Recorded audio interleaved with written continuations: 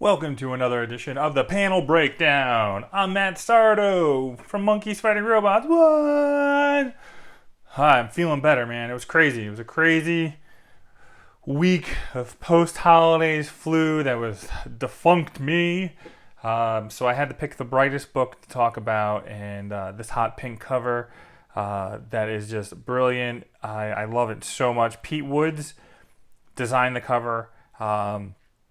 This Iron Man image is all right. I mean, it's good. It's imposing. It's fierce.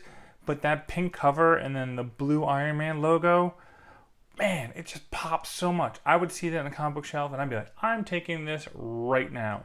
And not enough can be said about this cover. Like, it just things that are going on. You know, the blue electronics that are going on here, right in here, this and that. Like, it just pops with color.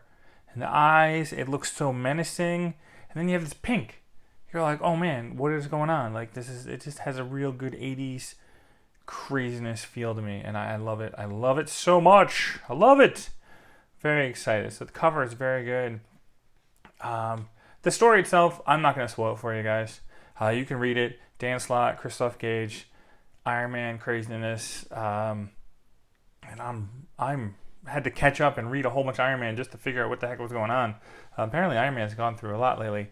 There is a timeline on the back of this book where it catches up, gives you all of Arno Stark's timeline and the brief history of Tony Stark, I guess, like with building up to this and everything from there, and catches you up so that like you can actually know what's going on in this book. And I probably would have had that timeline in the beginning because people probably need that. But okay, so this book right here, Iron Man books nowadays, modern Iron Man books, are really complicated. You got all this tech, all that stuff going on there, and sometimes like it immerses you, and sometimes it takes you out of the book. I'm kind of like mixed. Sometimes it works, sometimes it doesn't work. Right here, I like this panel right here of Arno putting the Iron Man armor on it. Like here, it's broken, and you're kind of like, your eyes want to go like this with a nice little curve, and you're like ding ding ding ding. You're making like the Transformer sound in your head. Like that's what's going on there. And then you got the whole Iron Man going on, the whoosh. But yeah, this works really well. The way your eyes go here, here, then here, boom. Like with the way the lettering goes through there. I like this. I like this a lot. It got me. I was like, oh man, I got the Iron Man armor on. It got me really excited. But then, like, we talk about movement, and then I want to talk about lack of movement. And right here, I love this image. Right here, it's very Stalin-esque.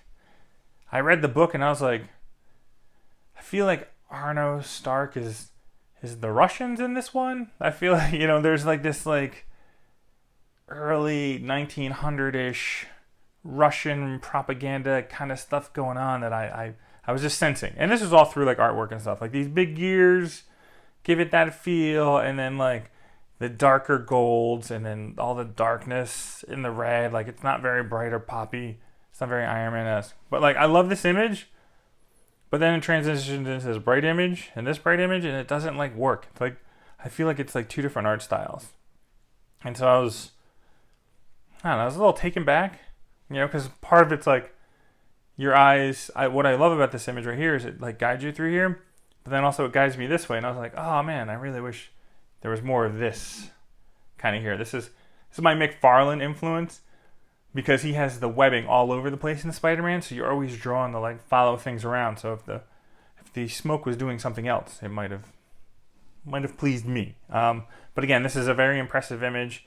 Look at that big gear right there. Like it's very massive, very imposing. And I love it. But then this doesn't work for me.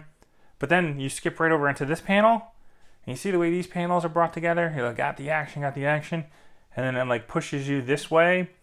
Like this panel right here, just I'm moving myself. Like when I read it, it's like hazardous waste, and it's like boosh, and you got the explosion going this way. You got Iron Man going back. Like this panel, this construction right here of the page is so good. I love this part right here, and very impressive by Woods. I like it so much. So like it's weird to go from like amazing, all right, and then like amazing movement right here, and it's just look at that panel. It it kind of just pushes you. Like you're like here and you're like, oh man.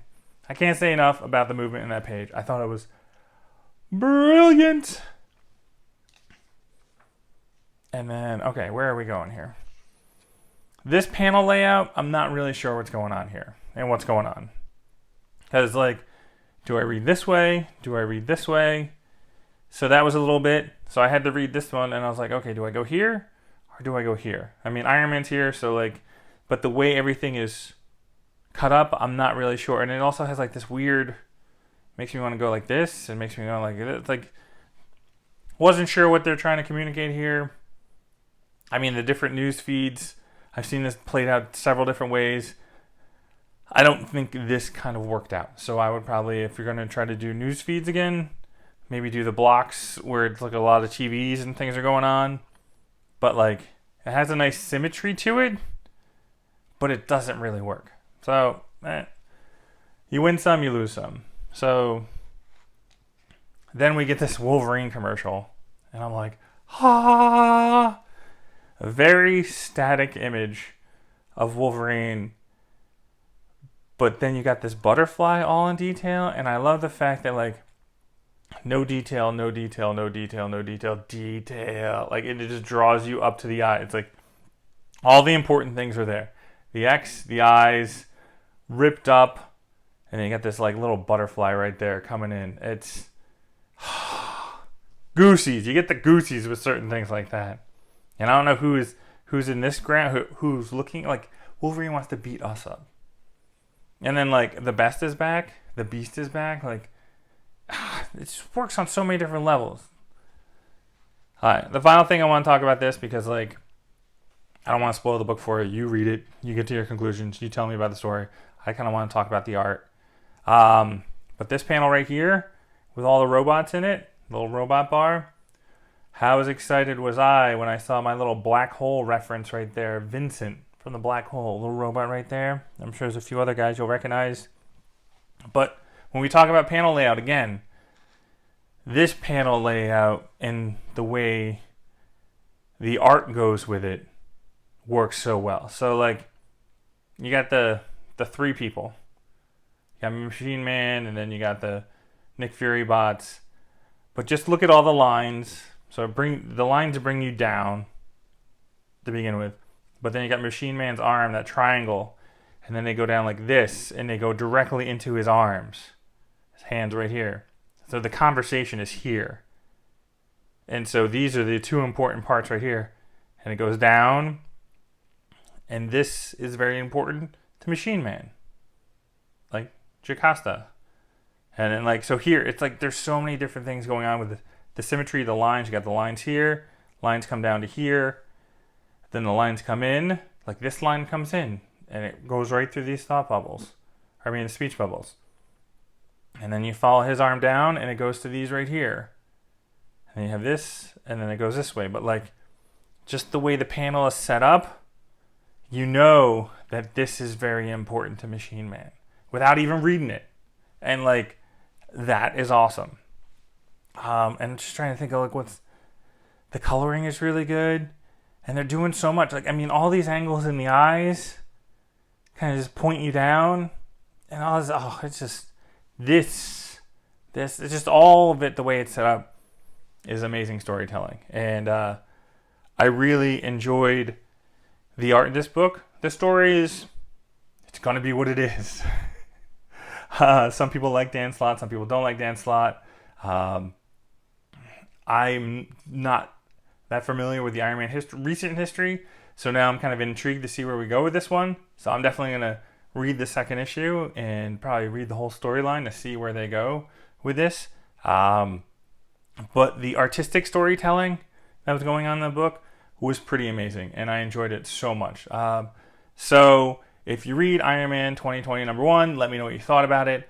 And we've gotten some good comments already on YouTube and also on our Facebook page and on our Twitter page. So I enjoy making these videos. I hope you enjoy watching them. And again, my name's Matt Sardo. This is Monkeys Fighting Robots. And you have a great New Comic Book Wednesday.